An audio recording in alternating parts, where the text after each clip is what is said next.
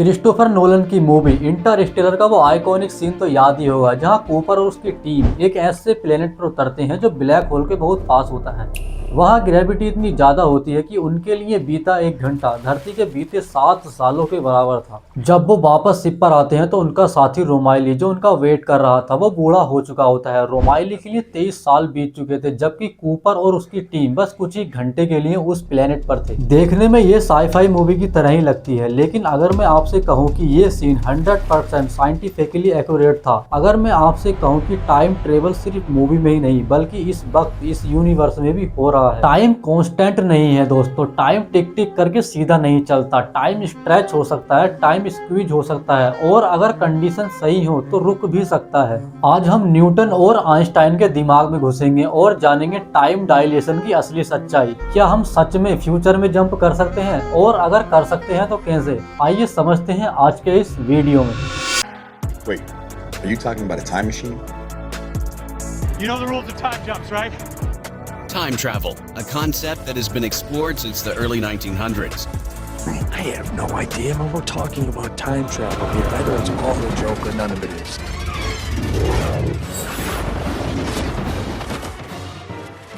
सबसे पहले अपने दिमाग से वो पुराना वाला कॉन्सेप्ट निकाल दो जो हमें स्कूल में पढ़ाया गया था। आइजैक न्यूटन ने कहा था कि टाइम इज एब्सोल्यूट, यानी टाइम अल्लाह की बनाई एक ऐसी घड़ी है जो पूरे यूनिवर्स में, चाहे आप मार्स पर हो या अर्थ पर, एक बराबर चलती है। 300 सालों तक पूरी दुनिया यही मानती रही, लेकिन 1905 में एल्बर्ट आइंस्टाइन ने फिजिक्स की दुनिया का तख्ता पलट दिया। उन्होंने कहा कि न्यूटन सर आप गलत हो। आइंस्टाइन ने दुनिया को स्पेस टाइम का कॉन्सेप्ट दिया। उन्होंने समझाया कि टाइम एक नदी की तरह है, जैसे नदी का पानी पत्थर आने पर तेज हो जाता है और मैदान आने पर धीरे हो जाता है, वैसे ही टाइम कंडीशन के हिसाब से फास्ट और स्लो होता है। और टाइम की इस नदी के बिहेव को कंट्रोल करने वाली दो चीजें हैं, स्पीड और ग्रेविटी। आइए सबसे पहले स्पीड को समझते हैं, क्योंकि ये आपके दिमाग के फ्यूज उड़ा देगा। इस यूनिवर्स का एक सुप्रीम लॉ है, लाइट की स्पीड कांस्टेंट है, अप्रोक्स 3 लाख किलोमीटर प्रति सेकंड। चाहे आप रुके हुए हो या आप रॉकेट में उड़ रहे हो, लाइट की स्पीड कभी चेंज नहीं होती। अब क्योंकि लाइट की स्पीड चेंज नहीं होती तो यहाँ फिजिक्स का मैजिक शुरू होता है। फॉर्मूला याद रखिए, स्पीड बराबर डिस्टेंस अपॉन टाइम। अगर स्पीड को फिक्स रखना है और डिस्टेंस बढ़ रहा है तो इक्वेशन को बैलेंस करने के लिए टाइम को चेंज होना ही पड़ेगा। इस लाइट क्लॉक डायग्राम को ध्यान से देखिए। जब आप रुके हुए होते हैं तो लाइट सीधी ऊपर नीचे जाती है, लेकिन जब आप हाई स्पीड में ट्रेवल करते हैं तो लाइट को एक जिगजैग यानी लंबा रास्ता तय करना पड़ता है।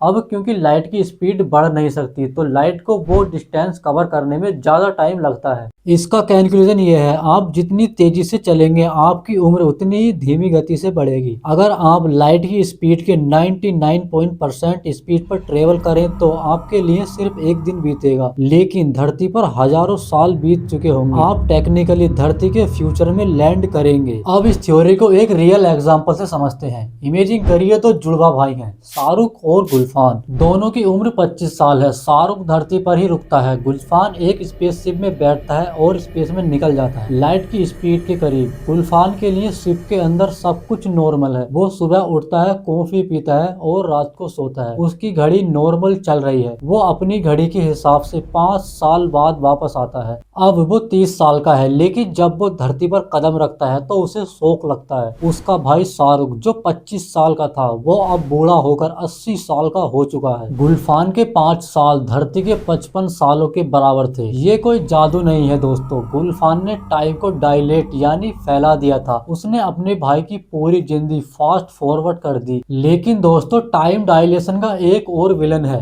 और वो है ग्रेविटी। आइंस्टाइन की थ्योरी जनरल रिलेटिविटी कहती है कि ग्रेविटी कोई फोर्स नहीं है बल्कि स्पेस टाइम का कर्व है। जितनी भारी चीज होगी वो स्पेस टाइम को उतना ज्यादा मोड़ेगी, और जहाँ स्पेस टाइम मुड़ेगा वहाँ टाइम धीरे चलेगा। यही वजह थी इंटरस्टेलर मूवी में मिलर प्लेनेट पर टाइम के स्लो होने की, क्योंकि वो प्लेनेट ब्लैक होल के बहुत पास था। और ये सिर्फ स्पेस में नहीं होता बल्कि अभी आपके साथ हो रहा है। धरती का मास भी टाइम को मोड़ रहा है। अर्थ के सेंटर के पास ग्रेविटी ज्यादा है और स्पेस में ग्रेविटी कम है। अब आप में से कुछ लोग होंगे जो बोलेंगे ये सब थ्योरिकल बातें हैं, रियल लाइफ में इसका क्या यूज है? आपकी जेब में रखे मोबाइल का GPS सिस्टम और आपका गूगल मैप्स, ये ये सब सैटेलाइट से चलते हैं। ये सैटेलाइट धरती से 20,000 किलोमीटर ऊपर है। यहाँ दो अपोजिट फोर्स काम कर रही हैं। स्पीड की वजह से सैटेलाइट का टाइम स्लो हो रहा है और ग्रेविटी कम होने की वजह से सैटेलाइट का टाइम फास्ट हो रहा है। जब इंजीनियर्स ने कैलकुलेट किया तो पता चला कि सैटेलाइट की घड़ी हमारी घड़ी से हर रोज 38 माइक्रोसेकंड फास्ट चलती है। 38 माइक्रोसेकंड सुनने में बहुत कम है, लेकिन लाइट की स्पीड के हिसाब से अगर इसे फिक्स ना करें तो जीपीएस लोकेशन हर रोज 10 किलोमीटर गलत हो जाएगी। दोस्तों, वीडियो बनाने में बहुत मेहनत लगती है, इसलिए लाइक और सब्सक्राइब जरूर करें।